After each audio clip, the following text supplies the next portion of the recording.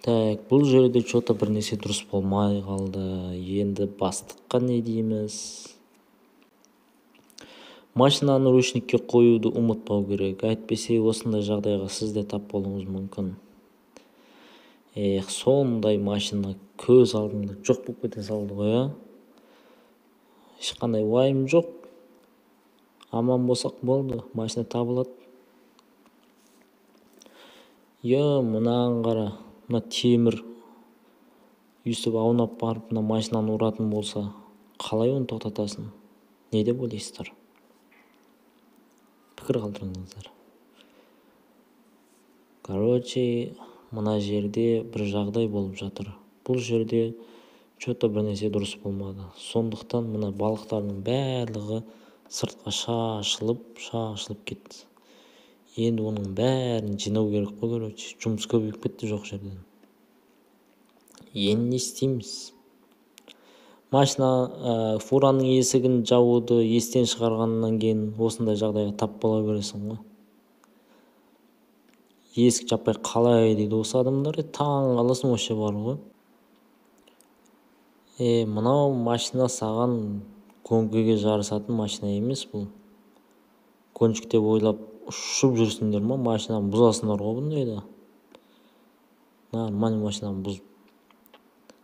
Мынандай өгізді өзі зорға үйге сүйреп алып кетіп жатқан кезде мынандай кеп қалса жаман болады. Ал енді ажырат екеуін қолыңнан келсе. Тонна күші бар өгіздерді бір-бірінен ажыратыңдар. Қолыңнан келсе енді ажыратып көріпсің.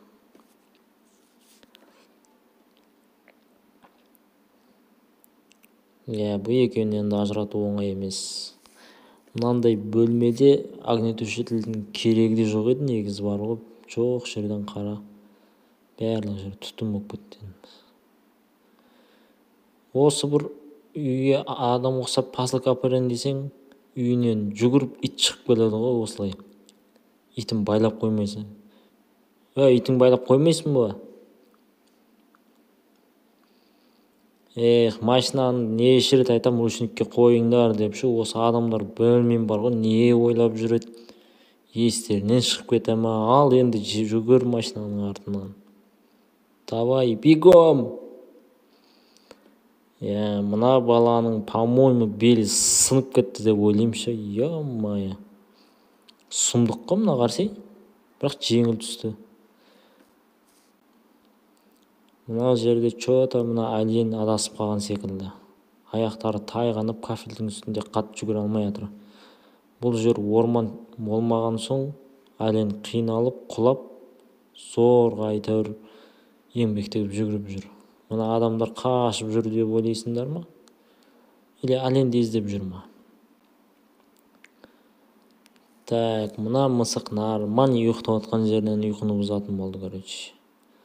Мысық енді сіздерге айтады ғой енді, осы машинада айдап кетіп отқанға. Оянып қарасам, машина жүріп кетіп жатыр. Ары бері қараймын, тоқтайын демейді. Ұйқымды ашып алайын десем, соған да тыныштық бермейді. Нормально ұйқымда беліне тепкендер бар ғой. Адам сияқты бір ұйықтайын десек, то есть бұл мышық айтпақшы, мышық сияқты. Ұйықтамақшы еді, бірақ соны да, короче, қоймадыңдар ғой деп енді түсіп кету керек болып отыр ғой, короче. Позор болмай. Брат, машинаны олай тарту дұрыс емес вообще. Е-мое, не? Есігі де бітші шығып кетті мына машинаның. Енді не істейміз енді?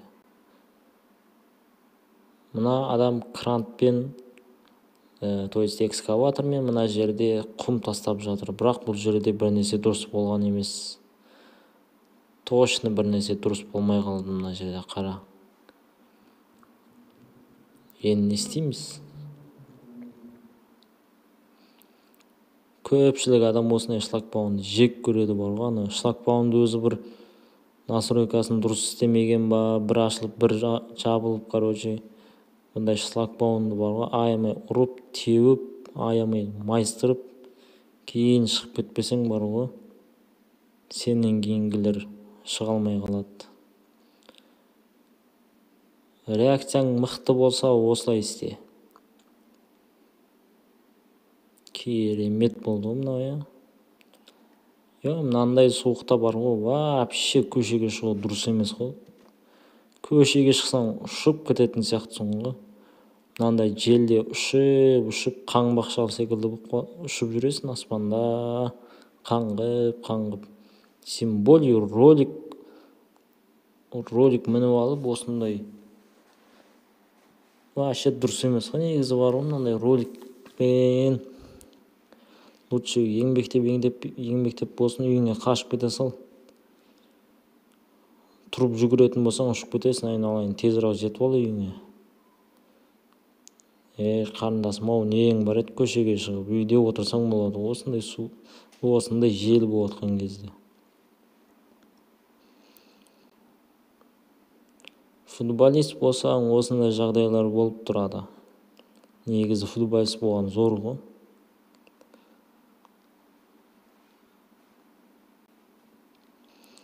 Неше рет айттым сендерге машиналарың ручникке қойыңдар деп. Не за что біреудің есік алдын бұзып кеттіңдер бар ғой. Ал жүгір енді машинаның артынан. Қараңдар, мынандай құйын болған кезде сен жүрегіңде қорқу болады ғой. Қазір менің алдыма келіп мені ұшырып кете ма деп ше. Мына құйын сұмдық қой, вообще сұмдық мынау. Көшеге шығатын болсаң кеттің ғой, мына құйынның ішіне кіріп кетесің ғой. Зато көшелер тазаланып қалатын болды мынау, кәдімгі пылесос қой, табиғаттың пылесосы ғой мынау, кәдімгідей. Ойнайтын нәрсе емес бірақ. Мына адам не істеп жатыр деп ойлайсыздар? Мұқият байқаңыздар. Бұл адам чотта бір нәрсе мутит етіп жатыр. Мына не істеп жатыр? Мына жеп жатыр ма, тістеп жатыр ма? Мынан тұр, болмаса өлесің. Мына әйел қазір мына мысықты құтқарып қалады. Сәл болмағанда мына мотоцикл мыжып кететін еді мысықты. Мысықты тапқан екен, жататын жерде бар ғой. Мынандай жолда мұқият байқаңыздар. Сіз жолда кете жатып алдыңыздан осындай аппақ аққу жолдың ортасына былайынан құлай салса не істер едіңіз? Әлбетте бұл жерде ДТП болып кетуі әбден мүмкін. Машиналар бір-біріне соқтығысып проблема пайда болады. Бұндай жерде көлікті сәл тоқтатыңыз да, сосын машинадан түсіп, аққуды жан-жаққа қуып жіберіңіздер. Сол дұрыс. Нормальный трассаға жүрейін десек, соған да тыныштық бермеңдер адамдар. Сіздің ешкілеріңіз сіз жоқ кезде осындай аулаға басып кетеді. Сіз есікті ашып шықсаңыз, бәрі қашып кетеді осындай.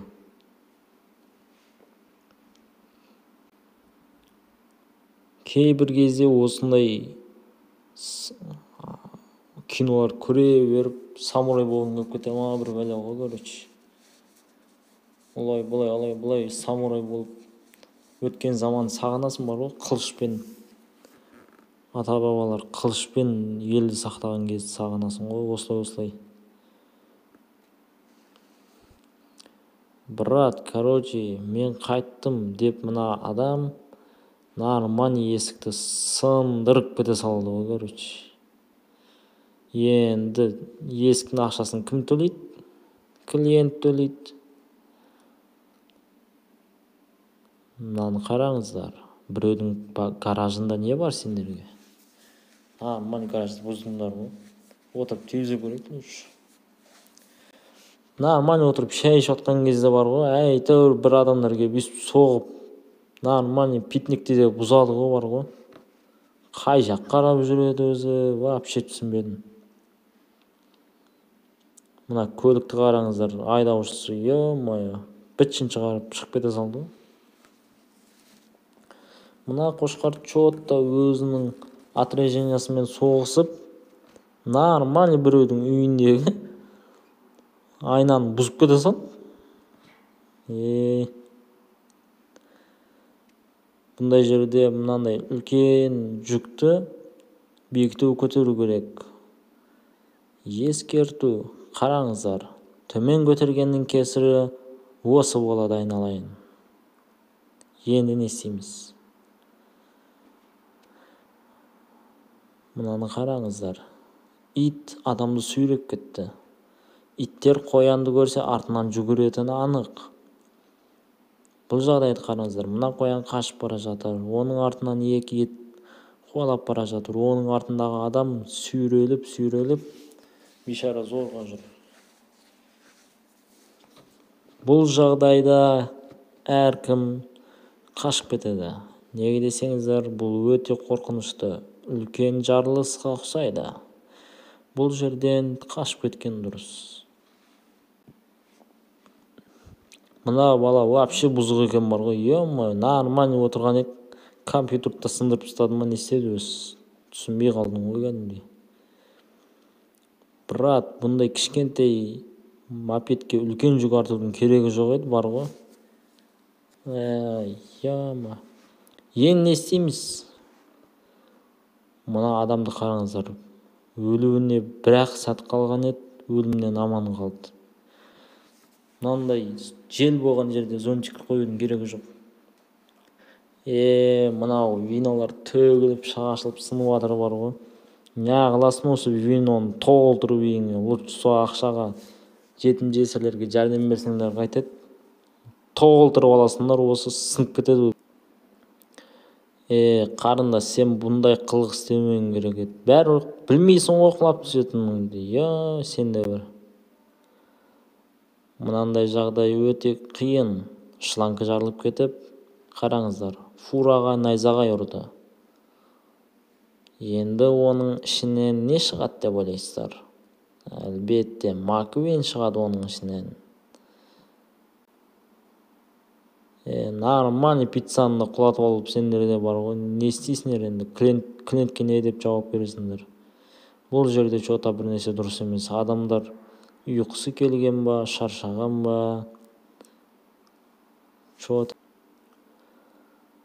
Мұқият байқамасаңыздар, сіздерде осындай сатыдан құлап түсулеріңіз әбден мүмкін. Бірақ жаман құлады бар ғой мына кісі. Видео ұнаған болса лайк басылып, каналға тіркеліп кетіңіздер. Сіздермен болған инста видеос. Келесі видеоларда көріскенше сау саламат болыңыздар.